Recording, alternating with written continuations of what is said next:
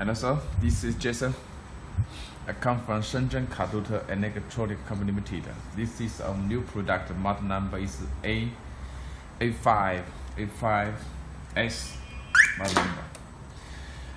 First, let me introduce its compositions. This product includes one main unity, two LCD remotes, and this 6P starter cable, and the 6P central lock wires, and 8 pins main cables. And from the left to the right side, this is a high frequency antenna. And near to this antenna, it is this is alarm LED. Near to alarm LED, it is emergency reset button. And this is a 5 pins cable, of this. And this knot is for shock sensor. Near to the shock sensor is ultrasonic sensor.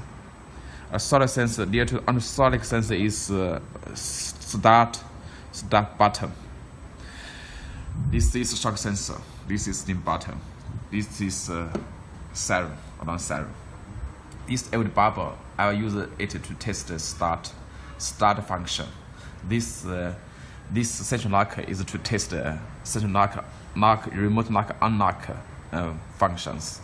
We will not send this central lock. And this is ultrasonic sensor.